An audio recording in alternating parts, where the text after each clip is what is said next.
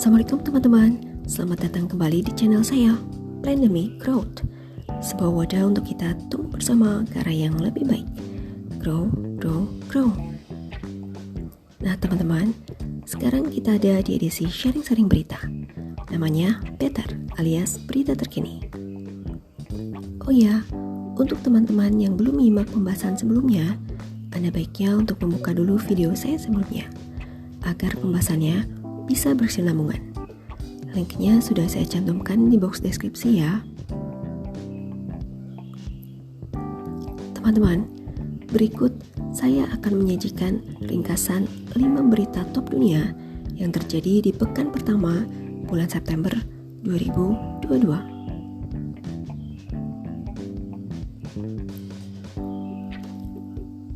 Pertama, berita tentang TNI dan militer Amerika Serikat.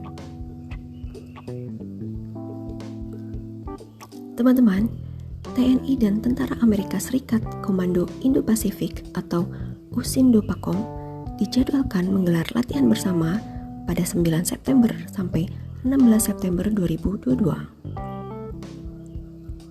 Latihan yang diberi nama Gema Bakti ini ditujukan untuk meningkatkan kerjasama militer kedua negara. Latihan militer Gema Bakti diikuti oleh 110 personil dari TNI dan USINDOPACOM.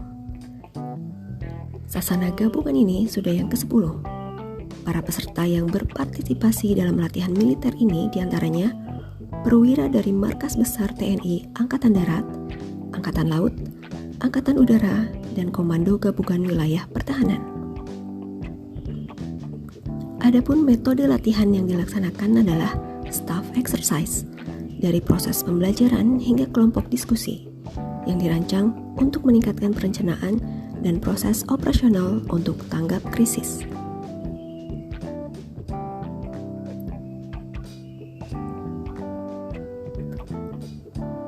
Berita kedua adalah berita tentang Erdogan dukung Putin soal gandum Ukraina.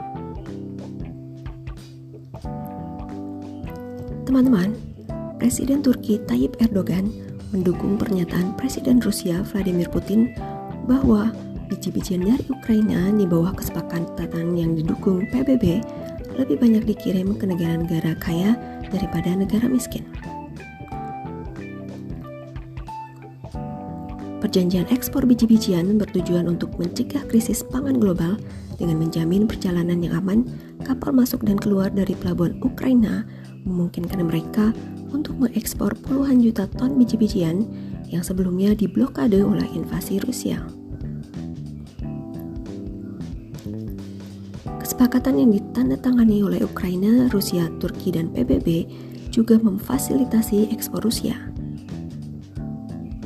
Kesepakatan yang ditengahi PBB dan Turki harus diperbarui setiap 120 hari dengan persetujuan para pihak. Kesepakatan berakhir pada akhir November.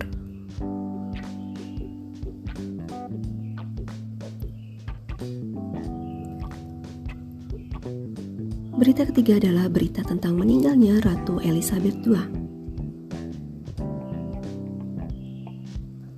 Teman-teman, Istana Buckingham pada Kamis sore 8 September 2022 waktu setempat mengumumkan Ratu Elizabeth II meninggal pada usia 96 tahun.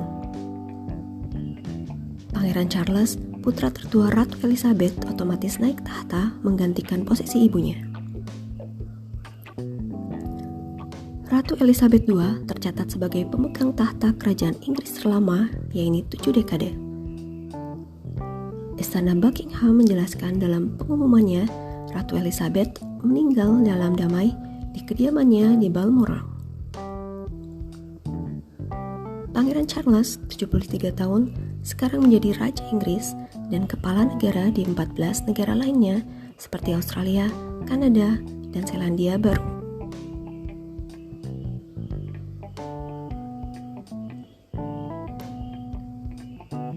Berita keempat adalah berita tentang India dan China.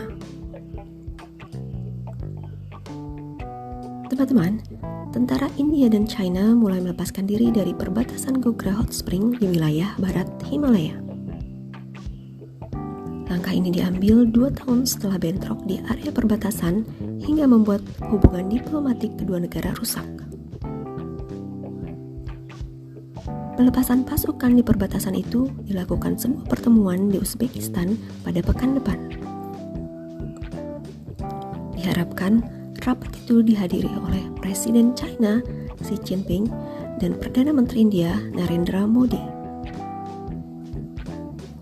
Kedua negara mengatakan pelepasan tentara di perbatasan Gogra Hot Spring di wilayah barat Himalaya dilakukan secara terkoordinasi dan terencana yang akan membantu menjaga perdamaian di perbatasan.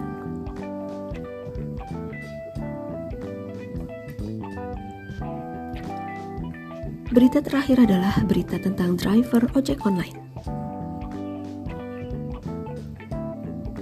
Teman-teman, demo penolakan kenaikan harga bahan bakar minyak atau BBM kembali dilakukan oleh para pengemudi ojek online atau ojol. Kali ini, demo dilakukan di depan kawasan Monumen Nasional Jakarta Pusat bersama mahasiswa.